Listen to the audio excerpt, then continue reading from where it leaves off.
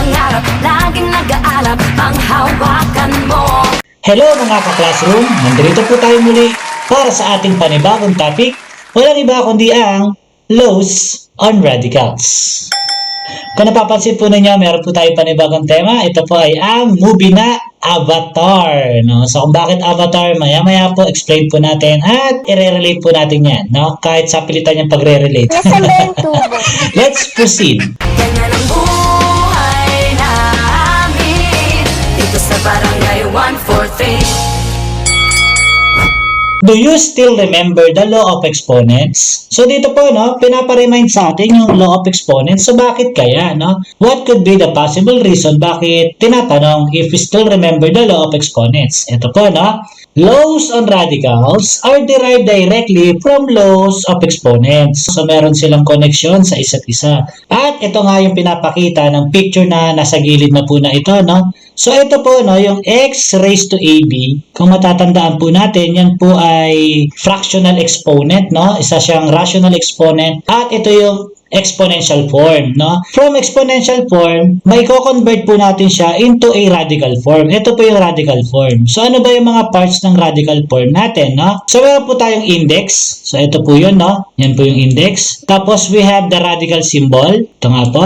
Yan. And then we have the radicand. Ito po yung nasa loob. And then yung exponent niya, no? So from x raised to AB, magiging b root of x raised to a. So, from exponential form, naging radical form. So, example lang po natin. So, meron po tayo ritong 3 raised to 2 over 3. Na? Yan po yung exponential form. So, paano po naman siya in a radical form? So, magiging cube root of 3 raised to 2. Na po, no? Ito po yung index, ito yung radical sign, ito po yung ating radicand, at ito po yung ating exponent. Ngayon po, ito pong exponent at radicand, pwede pa po natin yung i-express. Ano po? Yan po ay magiging cube root of 9. Kasi nga po, itong 3 raised to 2, 3 times 3, no? Yan po ay 9. Kaya, ang sagot po natin ay cube root of 9. Another example, we have 2n raised to 3 over 5. So, from there, magiging fifth root of 2 raised to 3 n raised to 3. Yan po, no? And then, pwede pa po natin siyang i-express as fifth root of 8 n raised to 3. Saan po galing yung 8? Ito po, no? Yung 2 raised to 3 po natin, no? In-express lang po natin, minultiply po natin yung 2 ng 3 beses sa kanyang sarili. Kaya ang sagot po niya ay 8. Kaya nagkaroon po tayo ng fifth root of 8 n raised to 3. Okay, let's proceed na sa mga laws of radicals, no? So, for number 1, we have nth root of a raised to n equals a. So, paano kaya nangyaring yung nth root of a raised to n ay equal sa a? Ito po yung explanation niya. We have nth root of a raised to 1 raised to n. Ano po, no? Kapag po yung radical form na po na yan, kinonvert po natin into exponential form, magiging a raised to 1 over n raised to n. And then, mayroon tayong law of exponents dyan na may a-apply, na kung saan ito pong n na nasa labas ng parenthesis ay i-distribute po natin dun sa exponent sa loob. Kaya magiging a raised to n over n. At yung exponent po natin na n over n, it could simply write as a raised to 1, no? Kaya yung a raised to 1 na yan, we can write it as simply as a. Pero may mas madaling paraan po, ano, lalong-lalo na kung parehas lang naman po yung ating index at ang ating exponent. Kagaya nga po nito, no? Nth root of a raised to n. Ito po yung ating index. Ito po yung ating exponent. So, simply cancel na lang po natin yan. Okay po? Pag kinancel po natin yan, ang matitira na lamang po dyan ay ang a. So, ganun lang po kasimple. Kapag magkaparehas po yung ating index at ang ating exponent, pwede na po natin yung i-cancel. Let's have an example, kagaya po nito, no? Cube root of 4 raised to 3. So, kapag in exponential form po natin yan, no? Magiging 4 raised to 1/3 raised to 3. And then, by distributing the exponent outside, no? So, magiging ano po yan? Magiging 4 raised to 3 over 3 or simply 4. Kagaya nga ng sinabi natin kanina, may mas madaling pamamaraan po, lalong-lalo na kung magkaparehas naman po ang ating index at ang ating exponent, no? Cancel na lang po natin ito. Yan. So, matitira po sa atin ay 4. So, let's proceed po sa pangalawang law of radicals, no? Ito po yung nth root of A times B equals nth root of A multiplied by the nth root of B. So, example po natin ay, kagaya po nito, we have square root of 50, no? Ito pong square root of 50, hindi po siya perfect square. So, ang gagawin po natin dyan, hanapin po natin yung factors ng 50. Kapag pinag-uusapan po natin yung factors, no, multiplication po ito, na kung saan dalawang number, na kapag pinag-multiply po natin, ang lalabas ay 50. Pero take note, dapat po yung isa sa mga factors po noon ay perfect square. So, ano ba yung factors ng 50? Ito po, no? We have 25 times 2. Ito pong 25, no? Kapag in exponential form po natin yan, magiging 5 square, no? So, we have square root of 5 raised to 2 times square root of 2 equals sa 5 square root of 2. Kagaya yung ginawa natin kanina dun sa law number 1, no? Cancel na lang po natin yan. Kaya natira ay 5 square root of 2. Another example po, we have cube root of 27x raised to 3. So, ganun din po, no? So, we have cube root of 27 times x raised to 3. Next, ang 27 po, no? Kapag po yan ay in exponential form po natin, no? Magiging 3 raised to 3. So, ang 3 raised to 3 po, no? Pag binultiply po natin yan, 3 times 3 times 3, yan po ay equal sa 27.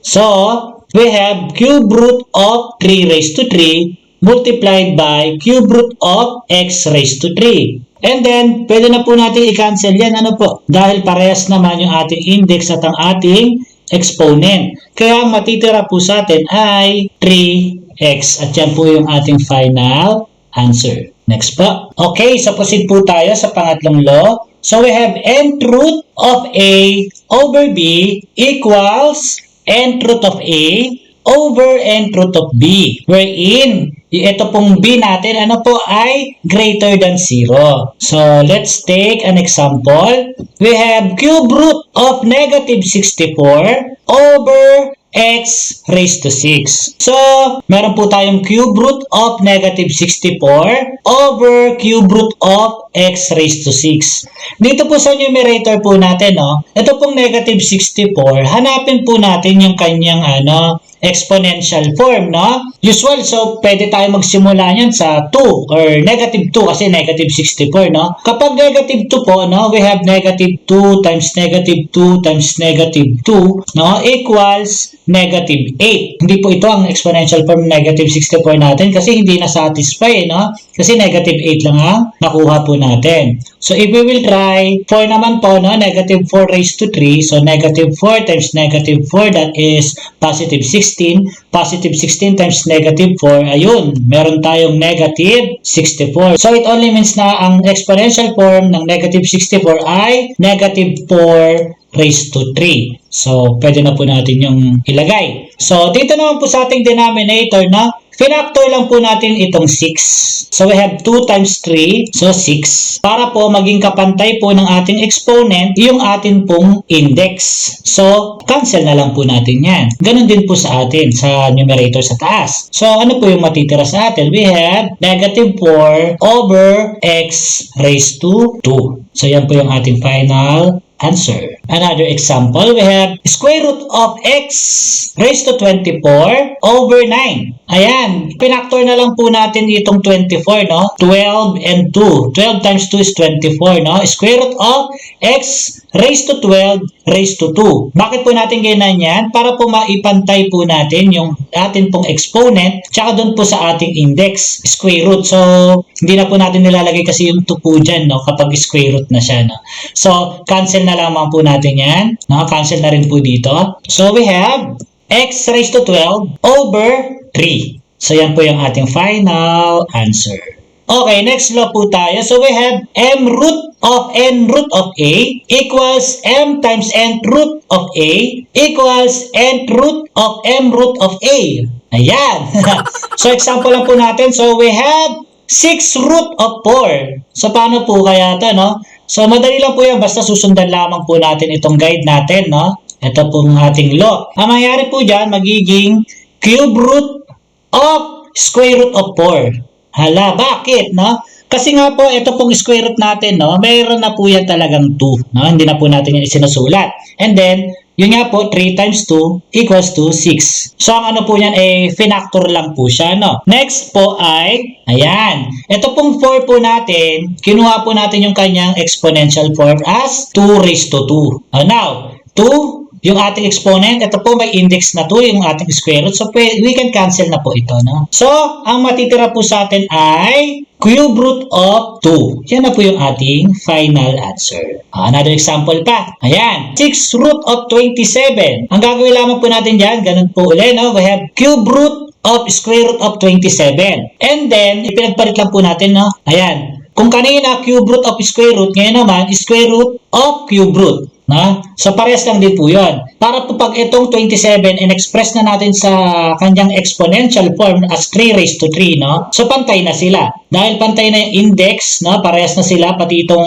ating exponent, pwede na natin cancelin yan. So, ang natira po sa atin ay square root of 3. And that is our final answer.